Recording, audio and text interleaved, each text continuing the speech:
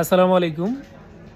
তো আমি প্রায় দীর্ঘ ৬ বছর যাবৎ ব্যবসা করতেছি। এর মাঝে আমি আরেকবার বিকাশের এজেন্ট নিয়েছিলাম। তখন তাদের তখন এটা তাদের গাফলতির কারণে আমি আমার এজেন্টটা বন্ধ করি নাই। তখন আমার নিজের গাফলতি ছিল যে আমি এজেন্টে ঠিক মতন লেনদেন করতাম না। যার কারণে আমার এজেন্টটা বন্ধ হয়ে যায়। পরে দেখা গেছে আবার আমি আবার বেশি পরিমাণে লেনদেন করার জন্য আবার অনেক দিন ঘোরার পরে আবার চিন্তা ভাবনা করলাম অনেক দিন যাওয়ার পরে যে আবার একটা বিকাশের এজেন্ট নিই। তো এজেন্টটা নিলাম। এজেন্টটা নেওয়ার পরে তো বেশ কিছুদিন ভালোই ব্যবসা বাণিজ্য করতেছি। মাঝে মাঝে যাই আসে, কখনো সেভিংস খোলা, কখনো বিকাশের অ্যাকাউন্ট খোলা, টুকিটাকি খুইলা যাইতাম। কিন্তু এই যে বিগত কিছুদিন হইল কোম্পানির লোকেরা এত পরিমাণ প্রেশার ক্রিয়েট করে যে তাদের লেনদেন হোক আর না হোক, যতটুকু পরিমাণ পারি ঠিক ততটুকু পরিমাণে লেনদেন করার চেষ্টা করি। আর তাদের কথা হচ্ছে লেনদেন তো করতেই হবে, পাশাপাশি করতে হবে, তাদের অ্যাকাউন্ট খুলতে হবে। তারা কি করে, গ্রাম গ্রাম ঘুরায়।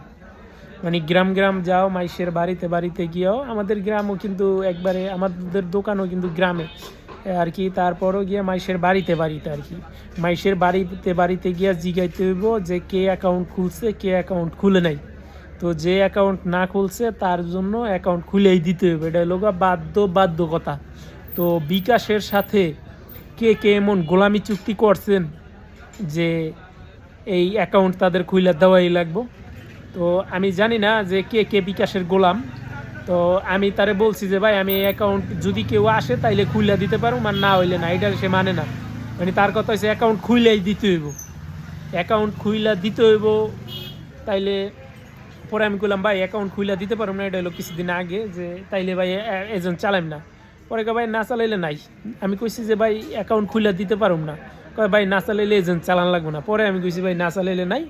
পরে গেল ওই মাসে কেমনে জানি দেয় 3 জন মাইসে আইসে আর উল্টা অ্যাকাউন্ট খোলার জন্য। তাই গেল ওই মাস। এটা হলো গত মাসের কথা। এই মাসে হবে হয়েছে 10 দিন। তো কত 8 দিন না 9 দিন। তো চাপ দিতেছে আর ওই কইতেছে যে ভাই অ্যাকাউন্ট খোলেন, অ্যাকাউন্ট খোলেন। এখন ভাই অ্যাকাউন্ট যদি না হয় তাহলে কই পাইম।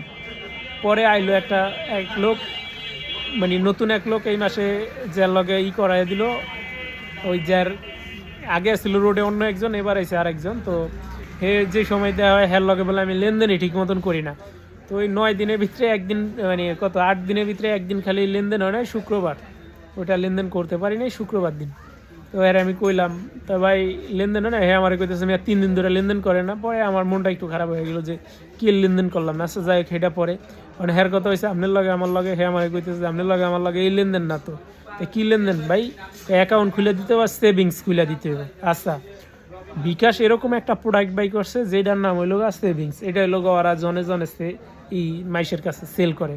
তো ভাই এই বিকাশের এজেন্ট বাদে জাগো ধরেন যারা আপনার কাছে দায়বদ্ধ, জাগো কাছে কোম্পানির কাছে যারা জিম্মি, সাধারণ মানুষ যারা জিম্মি, এরা বাদে সেভিংস কয়জনে করে? তো আমার জানা মতে সেভিংস, আমি এই পর্যন্ত যে কয়দিন ধরে এই সেভিংস বিকাশে আসছে, তো দেখছি এই কয়দিনের ভিতরে খালি আমি দেখছি 2-1 জনেও, আমার চোখে পড়ে নাই। আমার পাশে আরেকটা দোকান আছে ওই সাইডে, তারও আমি দেখি নাই যে সে সেভিংস খুলতে পারছে। তো আইসা কি করে, আইসা নিজে নামে 2টা করে সেভিংস। তো আমারে ইয়ার আগে ওই এমনই সেভিংস করতে হবে, নয়তো এজেন্ট বন্ধ করে দিব। কত তালবাহানা, কত কাহিনী। প্রতি মাস শেষ হইলেই হ্যাগো এই সমস্যাটা বেশি।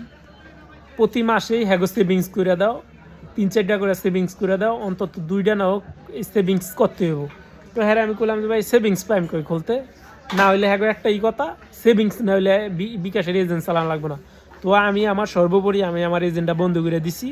তো আমি এখন লেনদেন করি ভাই, আমার বিকাশের লেনদেন কি বন্ধ আছে? টুকিটাকি যাই হয় পার্সোনালে উড়াই ভাই টাকা। আমার পার্সোনাল সিম আছে, তো আমি আমার পার্সোনাল বিকাশে আমি লেনদেন করি। কই এখন তো আমার লাভ আহামরি কই মাই জানি। বিকাশেরই বিকাশ নিজে গো এজেন্ট, যারা হাউস চালায় তারা জানে না যে মানুষ এখন চাইলে পার্সোনাল দিয়েও ব্যবসা করতে পারে। এটা জানে, কিন্তু তারা সব কিছুই জানে। তো আমি এখন চিন্তা ভাবনা করতেছি আমি পার্সোনাল দিয়ে ব্যবসা করুম। তো আমার এজেন্টটা, যে লোকটা আইছে এই জায়গায়, তো তারে আমি বলছি যে ভাই এই অ্যাকাউন্টে যদি কেউ আসে তাইলে খুলে দিব।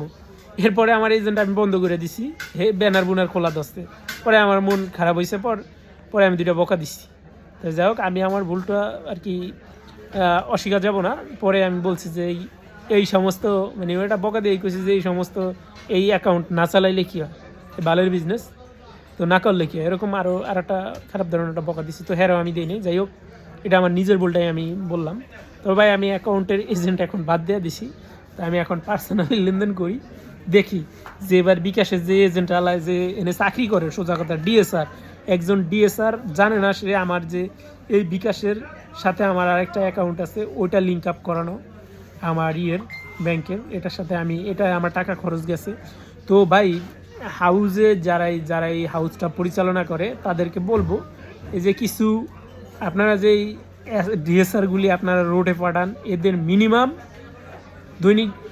দৈনিক যে জিনিসটা এদের এই দোকানদারদের হিসাব প্রেশার দেওয়াটা এটা বন্ধ করাইবেন। ধরেন আমি বাদ দিয়ে দিছি, আমার কথা নাই কইলাম, কিন্তু যারা এটা ধরেন এখন বর্তমানে যারা চালাইতেছে এগো মিনিমাম এই দোকানদারগুলোকে কেচাকেচি করবেন। তো আমার মনে হয় যে আমি একলা বাদ দিছি এরকম না, এরকম যদি কন্টিনিউ জনগণ বা যারা দোকানদার আছে, ব্যবসায়ী আছে, এই ব্যবসায়ীকে যদি প্রেশার দিতে থাকে তাহলে সবাই এই বিকাশটা ছুঁড়া মারবো।